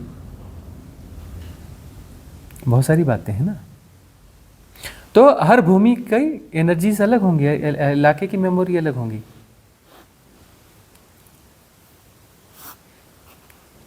और हर भूमि के अपने क्षेत्रफल भी अच्छे, अपने क्षेत्र के क्षेत्रपाल भी होते हैं, पता है। वहाँ पर जो सोल्स रहती है ना, वहाँ पर जिए मरे बहुत सारे लोग, तो जिए मरे में जो कोई अच्छी सोल्स हो जाती है, हायर सोल हो जाती है, कोई थोड़ी ठीक ठाक सोल हो जाती है, तो वहाँ की वो क्षेत्रपाल हो जाती है। मतलब उस क्षेत्र में ही वास करती है, उस क्षेत्र का मैनेजमेंट वो संभालती है। फिर वह जो है कभी उसका फिर से जन्म होगा क्षेत्रपाल का, तो फिर वहाँ रिप्लेस होकर दूसरा क्षेत्रपाल आ जाएगा, है ना। इसे वो अंदर अंदर अंदर जाओगे तो न जाने कितनी बातें, क्या क्या खोलोगे, कितना खोलोगे। कुछ लोगों को रहता है घर में कि हमारे घर में कुछ प्रॉब्लम है, ये वो, तो वो एनर्जी अपने घर के सुधार सकते हैं। हाँ, घर में यदि कुछ एनर्जी ऐसी है वैसी है कुछ है, तो देखो उसके लिए वास्तुशास्त्र एक चीज़ है और साधना, दो चीज़ें हैं। साधना के माध्यम से एनर्जी को ठीक किया जा सकता है, ठीक है ना। और दूसरा जो है वास्तु, तो वास्तुशास्त्र भी एक नियम है, क्योंकि देखो सब कुछ मैग्नेटिक है, सब कुछ ऊर्जा है ना। ऊर्जा का गुण है ना मैग्नेटिक होना, प्रवाह, ऊर्जा प्रवाह है। प्रवाह मतलब कोई मैग्नेट तो कोई वर्किंग है ना, बहुत सारे मैग्नेट है ना। उत्तरी ध्रुव और दक्षिणी ध्रुव क्या है, मैग्नेट है ना। अलग से कोई ध्रुव है क्या, वहाँ लिखा हुआ है ध्रुव है, या कोई जगह है ऐसा बना हुआ है गोल गोल, एक बड़ा खंबा खड़ा है और ये ध्रुव है, ऐसा है कुछ क्या? वहाँ पर मैग्नेटिक फोर्स है। ये कर्क रेखा, मकर रेखा, ये सब क्या है, मैग्नेटिक लाइन्स है ना। सब कुछ मैग्नेटिक है ना। एक बॉडी को देखो, जिंदा बॉडी को देखो और मुर्दे को देखो, दोनों में फर्क मिलेगा। जिंदा बॉडी है तो उसके किरलियान कैमरे से देखोगे तो उसमें 2 इंच ऊपर तक क्या दिखेगा, एक जो है रोशनी सी दिखेगी, ऊर्जाएं दिखेंगी। और मुर्दे को देखोगे तो उसमें नहीं दिखेंगी। उसमें अलग किस्म की ऊर्जा होगी, जिंदगी में अलग किस्म की ऊर्जा होगी। ऊर्जाएं हैं ना, ऊर्जाओं का काम होगा या नहीं होगा। अब वहाँ पर जो है कुछ सोल्स का वास भी होगा, कि जो नियर बाई जो डायमेंशन है ना, इसमें जो कुछ सोल्स रहती हैं, इसमें सोल्स रहती हैं। सोल्स तो यहाँ भी सब जगह हैं भाई। देवता भी यहाँ बैठे, यहाँ से गुजर रहे हैं, देवता अपना काम कर रहे हैं, सब एक साथ हैं, पैरेलल ही हैं, डायमेंशंस अलग अलग हैं। हम उन्हें नहीं देख सकते, वो हमें नहीं देख सकते। वो चाहें तो हमें देख सकते हैं क्योंकि उनकी संभावनाएं, क्षमताएं ज़्यादा हैं। यदि सब कुछ उनको क्या बाय डिफ़ॉल्ट दिखेगा तो वो भी पागल हो जाएंगे ना। इतना बड़ा पागल खाना देखते रहेंगे तो पागल ना हो जाएंगे। तो वो क्या है, जब यदि चाहेंगे तो देख पाते हैं नीचे। तो सोल्स का, उनका भी अपना लोक है। लेकिन जो नियर बाई सोल्स है ना, उनको यहाँ बहुत ज़्यादा मोह रहता है। ज़्यादा मोह वाली सोल्स रहती है ना, वो पास के डायमेंशन में रहती हैं। वो बहुत ज़्यादा यहाँ पर इन्वॉल्व रहती हैं, देखती रहती हैं क्या हो रहा है, ये क्या हो रहा है, ये अच्छा कर रहा है, ये बुरा कर रहा है, वो कर रहा है। इसमें दोनों किस्म की होती हैं, अच्छी बुरी दोनों सोल्स होती हैं, जिसमें हम देवता भी कह लेते हैं। नियर डायमेंशन के देवता क्षेत्रपाल हो गए, क्षेत्रीय देवता हो गए, थोड़े और ऊपर डायमेंशन के देवता, वो भी कई देवता जो है वो इंटैक्ट होते हैं। किसी किसी क्षेत्रों को वह मैनेज करते हैं, कुछ व्यवस्थाओं को देखते हैं। ऐसी कथा नहीं है कि इंद्र ने बारिश नहीं बरसाई और ये किया वो किया। वो जो है बहुत सारे देवता होते हैं, अपने में क्षेत्रों के हिसाब से कुछ कुछ चीज़ें मैनेज करते हैं। वो सी चीज़ें होती हैं, वो रहस्यमयी चीज़ें हैं। लेकिन इसमें बहुत ज़्यादा उलझना नहीं चाहिए। इसमें जो है बहुत ज़्यादा उलझना नहीं चाहिए, सब चीज़ें होती हैं। तो घरों में भी कई ऐसे सोल्स होते हैं। वही हमने कहा कि कोई अच्छा कैमरा हो ना किसी के पास में, अच्छा स्ट्रॉन्ग वाला यदि कोई कैमरा हो किसी के पास में, तो उसमें देखना जो 13 मेगापिक्सल से ऊपर का कैमरा हो, असली वाला, नकली वाला नहीं। नकली वाला तो चाइनीज आता है 100 मेगापिक्सल, काम 2 मेगापिक्सल का होता है। तो असली वाला कैमरा हो, या और ज़्यादा देख लो, आजकल तो आते हैं 20-30 मेगापिक्सल के। वो कैमरे लेकर के मंदिर, शमशान, इधर उधर कहीं भी एकांत जगह जहाँ कोई वास ना हो, कुछ ना हो, उन जगहों पर जाकर शाम के धुंधलके में इधर उधर अच्छा कैमरा होगा, फोटोग्राफ्स ले लेना। उसको जो है हाई क्वालिटी की फ़ोटोग्राफ्स लेकर के लैपटॉप पे डाल के फैला के देख लेना। वहाँ पर ऑर्ब्स मिलेंगी, छोटे छोटे गोले मिलेंगे जिसमें आँख, नाक, कान सब बना होगा, है ना। कोई कोई अपना ऑर्ब्स मुकुट पहने हुए मिलेगी, है ना। वहाँ वो ऑर्ब्स रहती हैं, मतलब वो सोल है, वो बिंदु है। बिंदु की हमने चर्चा करी है, पीछे जाके सुनो। वो बिंदु बहुत बड़ा विज्ञान है, बहुत हाई इंटेलिजेंट क्वेश्चन होगा तो समझ में आएगा। आत्मा से ऊपर की बात करी है हमने, आत्मा वगैरह बहुत साधारण चीज़ है। बिंदु की बात करी है, बिंदु कैसे क्रिएट होता है, कैसे काम करता है, बहुत ऊपर की बात करी है। जाना, सुनना, समझना। तो वह जो है आर्ट्स वहाँ पे रहती हैं। अब उसमें हर किस्म के आर्ट्स, पॉजिटिव, नेगेटिव और न्यूट्रल सबसे ज़्यादा न्यूट्रल होती हैं, कोई लेना देना नहीं। 99.9999% न्यूट्रल होती हैं, है ना। कुछ रहती हैं जो डाइजेस्ट नहीं होता खाना जब तक किसी का कुछ भला ना कर दे। देवता क्या होते हैं, जब तक किसी का भला ना हो उनका खाना डाइजेस्ट नहीं होता। किसका क्या सहयोग करना, कहाँ कुछ करना। और इजोटेरिक सपोर्ट सिस्टम हम बात करते हैं, साधकों को सहयोग करते हैं। उनका गुजारा नहीं है साधकों को सहयोग। साधक, इसको कोई दिक्कत तो नहीं आ रही, इसको ये वाली दिक्कत जरूर दे दी ताकि इसका मोह टूटे, यह भी सहयोग है। मोह ज़्यादा बना रहा है, इसको यहाँ परेशान करो, ये मोह में उलझ जाएगा, इसकी साधना रह जाएगी, जीवन खराब हो जाएगा। तो इजोटेरिक सपोर्ट सिस्टम क्या है, जैसे डॉक्टर होता है ना, सर्जरी करता है। सर्जरी दुख वाला काम है, लेकिन सर्जरी से बाद में ठीक होगा, तो सर्जरी भी करते हैं उच्च लोक के देवता। इसका काम बिगाड़ो, ये तो फंस जाएगा सफलता में, सफलता के मद में इसमें अहंकार आ जाएगा, यह हो जाएगा, वह हो जाएगा, है ना। तो देखो वो प्रारब्ध जो है, प्रारब्ध कट रहा है, प्रारब्ध फेवरेबल हो रहा है उच्च लोक के देवताओं, इसलिए तो उनसे आह्वान करते हैं। आह्वान करते हैं ना उच्च लोक के देवताओं से, कई ध्यान की विधियां है ना, उसमें हमने आह्वान किया है ना। क्यों किया है, प्रारब्ध कर्म कटेंगे ना, उनके साथ अलाइन होना है ना। तो देवताओं के साथ अलाइन होने में कोई बुराई नहीं है, लेकिन अपनी स्थिति स्पष्ट रखना, अस्पष्ट मत रखना अपनी स्थिति। मुक्ति, है ना। देवता तुम्हें उठा के देवता बना देंगे, अरे देवलोक से ही तो तुम आए हो, देवताओं से कहना कि वहाँ तक ठीक है, आगे के लिए थोड़ा पुश कर देना, आगे का भी सहयोग करना देवताओं। देवता नहीं, देवता तो ठीक है, वो जो हमारी ग्रोथ हो रही है, ग्रोथ हमें अंतिम वाली चाहिए। कौन सी चाहिए? जहाँ कुछ नहीं रहता है ना, तो सहयोग तो उनका भी लेना है। तो वो सब होते हैं, तो तुम देवताओं का आह्वान भी कर सकते हो, लेकिन उसमें उलझ नहीं जाना, बहुत ज़्यादा उलझ भी नहीं जाना। अब तुमने देवताओं का वास बना लिया घर में, देवताओं की स्थापना कर दी, वह कर दी, तो उनको नेक नियम जो है वह भी पूरे करने पड़ते हैं। अब कर लिए तो निभाना पड़ेगा। लेकिन उनसे प्रार्थना यही करना कि ये सब तो ठीक है, उसमें ज़्यादा सहयोग देना साधना में। वो तो सहयोग देंगे ही, उनका काम है सहयोग देना। तुम उनके साथ अलाइन हो तो उनको कहना कि ये सब ठीक है, असली रास्ते पे सहयोग करो, असली रास्ते पे साधना पे सहयोग करो, जितना आपसे बन पड़ रहा है उतना करो तो, है ना। तो अब जो निगेटिव सोल्स हैं, कुछ हैं, उनका काम क्या है? उनका खाना हजम नहीं हुआ जब तक थोड़ा डिस्टर्ब नहीं करेंगे। बहुत रेयर होती हैं, बहुत ज़्यादा ताकत या क्षमता नहीं होती उनकी, लेकिन हम उलझते हैं, उलझ के उन्हें हम ताकत दे देते हैं, उन्हें ताकत हम देते हैं, है ना। उनसे भी रिक्वेस्ट करो कि भाई जाओ, कहीं और जाओ, छुट्टी करो, वास्तु का सुधार करो, है ना। और नहीं तो प्रोटेक्शन लेयर क्रिएट करो, रक्षा कवच ध्यान है ना, शिवोहम में भी है, 10 दिसंबर में भी है, संपूर्ण ध्यान में भी है, रक्षा कवच बनाओ। अरे एक रक्षा कवच बनाओ ना। वही प्रश्न आया था तो हमने कहा था क्या करो, एक छोटा सा एनर्जी बॉल बनाओ अपने हृदय में, भाव से बड़े प्योर, बहुत अच्छा एनर्जी बॉल बनाओ, बहुत छोटा सा सूक्ष्म, उसके अंदर सिर्फ वैक्यूम है। अब वो बड़ा हो रहा है, बड़ा होते जा रहा है, फिर तुम्हारे शरीर से भी बाहर हो गया, हुआ बड़ा होते तुम्हारे घर से ही बाहर हो गया, पूरे घर को तो उसने घेर लिया।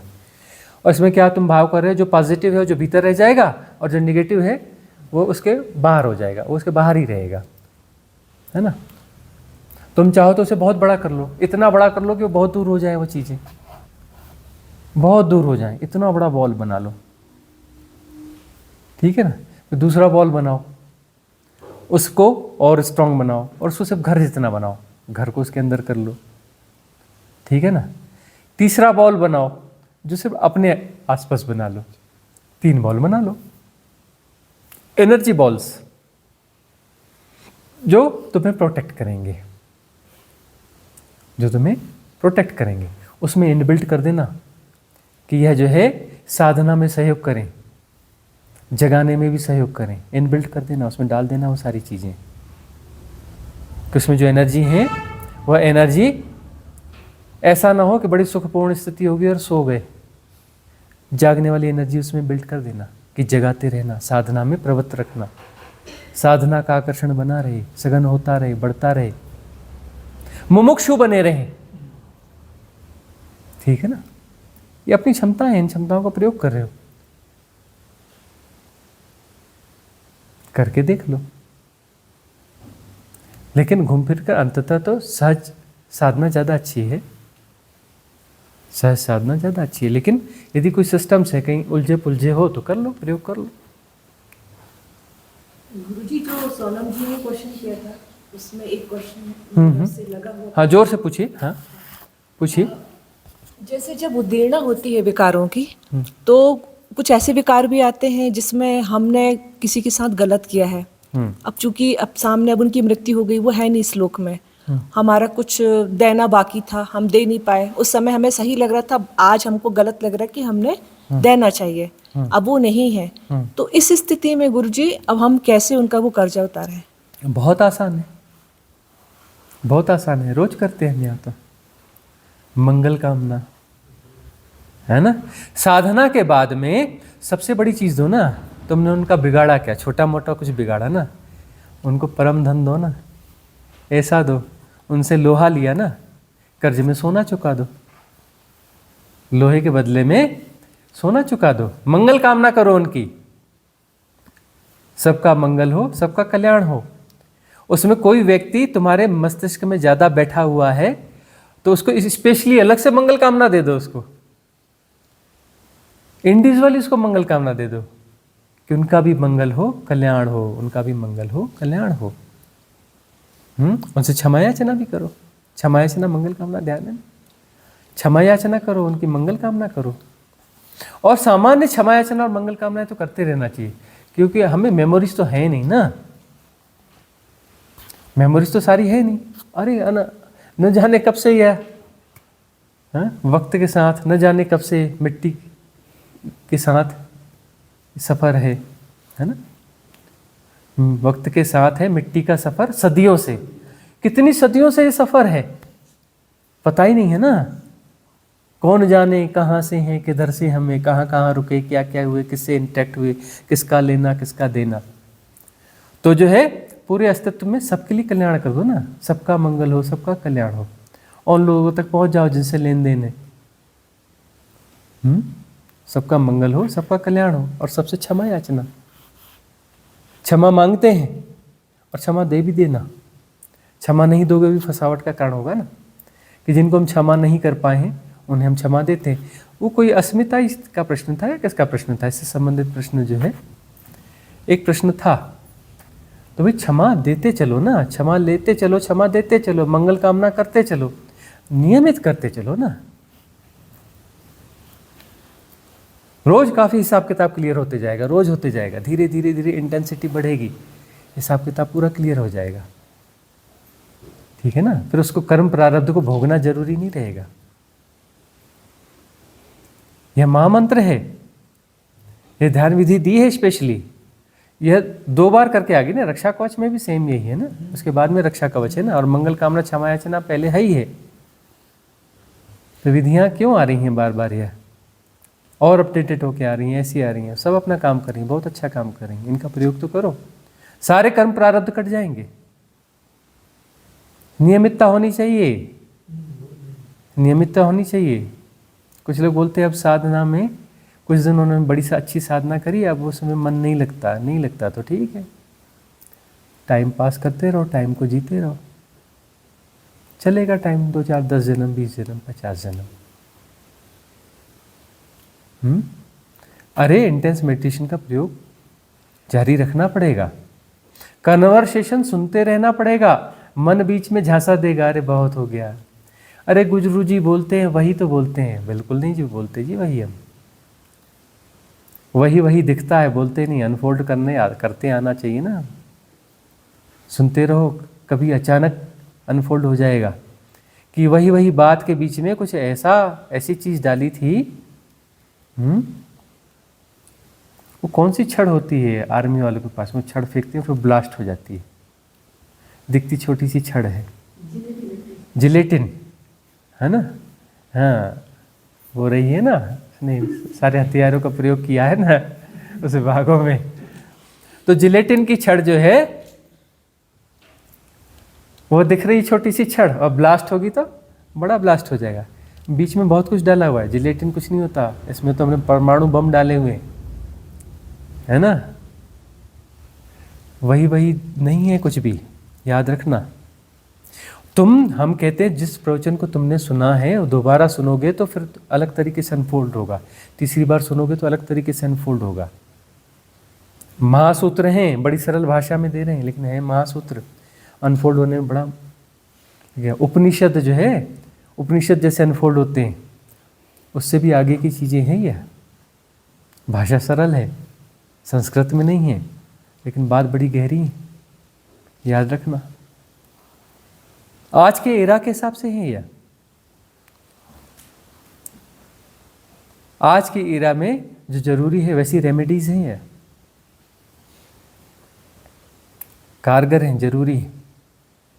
तो जो है सुनते रहो, विधियों का प्रयोग करते रहो, करते रहना पड़ेगा। तो मंगल कामना क्षमा याचना, यह ध्यान छोड़ने जैसा नहीं है, क्लिनजिंग में बहुत सहयोगी है ना। क्लिनजिंग यानी उत्सर्जन, उत्सर्जन होते जाएगा, पेट साफ होते जाएगा, कॉन्शियस माइंड बड़ा होते जाएगा, सब कॉन्शियस माइंड छोटा होते जाएगा, सब कॉन्शियस माइंड 0 हो जाएगा, कॉन्शियस ही बचेगी, परम चैतन्य बचेगा। परम चैतन्य यानी मुक्ति, परम तत्व, शिवोहम, शिवोहम। हाँ, आपका प्रश्न लेते हैं अंतिम, फिर बाकी अगले सेशन में लेंगे। प्रणाम गुरुजी, इधर आने का मौका देने के लिए बहुत धन्यवाद। मुझे आपको देख के सूर्य जैसा लगता है। मैं 9 साल से ओशो का सक्रिय ध्यान कर रहा हूँ और आपका ध्यान विधि भी शुरू किया है। मुझे इधर किसे शक्ति ने लेकर आया पता नहीं। कृपया मुझे आंतर्यों में और गहराई जाने के लिए मार्गदर्शन दीजिए। तालियां बजाओ, हिंदी बोली इन्होंने।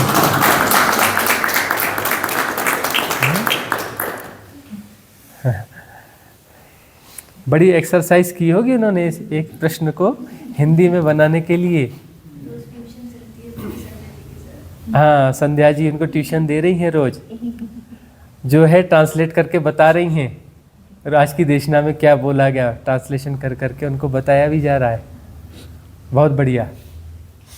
देखो, भाषा भी बाधा नहीं बनती है ना, भाषा भी बाधा नहीं बनती है। यदि मुमुक्षा है, यदि मुमुक्षा है तो मार्ग है ही है, रेजोनेंस बैठेगा, है ना। ये वाली भाषा ना समझ में आ रही हो शब्दों की उतनी, लेकिन तरंगों की भाषा समझ में आ रही है, ऊर्जा की भाषा समझ में आ रही है ना। ये वही शक्ति है। ओशो का जो divine cosmic energy support system है, उसने अपने चुनिंदा रेजोनेंस वाले साधकों को डाइवर्ट किया है हमारी तरफ, और कुछ को और वो करता रहेगा। तो ओशो जगत के जो चुनिंदा हैं, चुनिंदा साधक हमारे पास आएंगे ही आएंगे, उन्हें आना ही पड़ेगा। जो एक स्थिति के बाद स्टक हो रहे हैं वहाँ पर, और सहज हैं, सरल हैं, विकारों की तरफ बहुत आग्रही नहीं हुए हैं, उल्टे सीधे जस्टिफिकेशंस जिनके नहीं हैं, वह हमारे पास आएंगे ही आएंगे, क्योंकि वह सपोर्ट सिस्टम उन्हें सिलेक्ट कर करके यहाँ पर अटैच कर रहा है।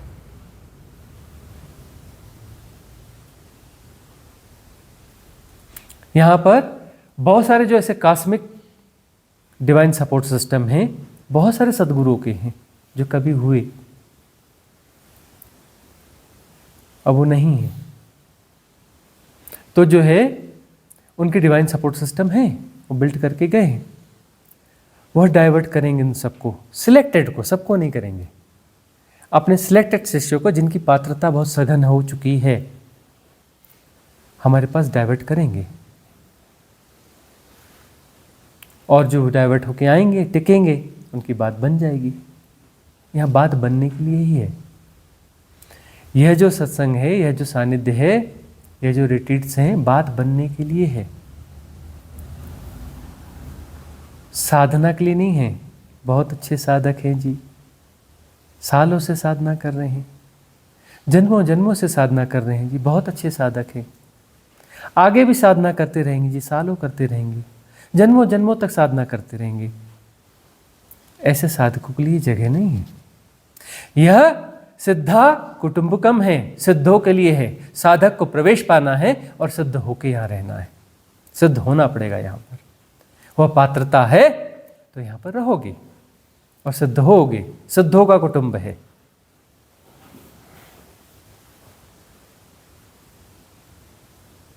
यहाँ सहजता से सिद्धता होगी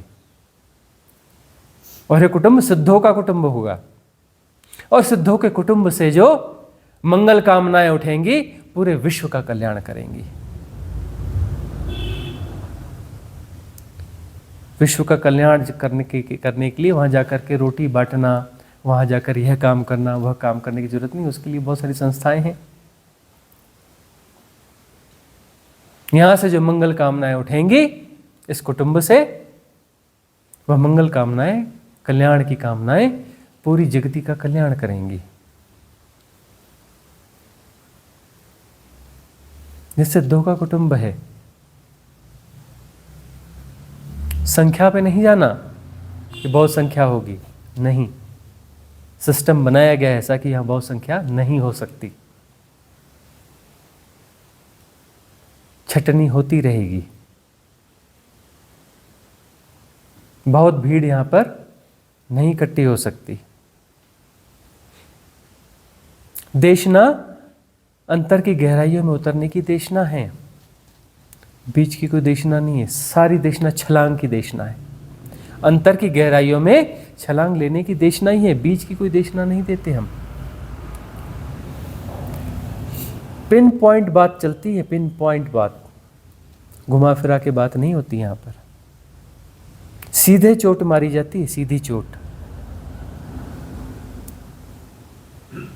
घुमा फिरा के समय को क्यों क्रिएट करना है?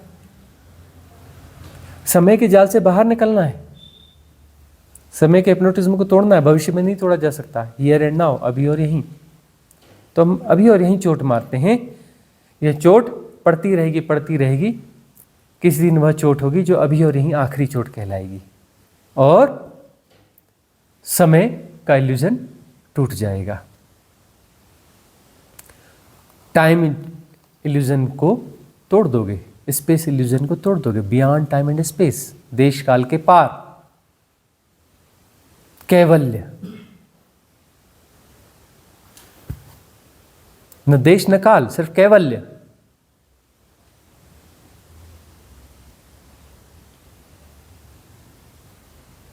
सिर्फ बुद्धत्व,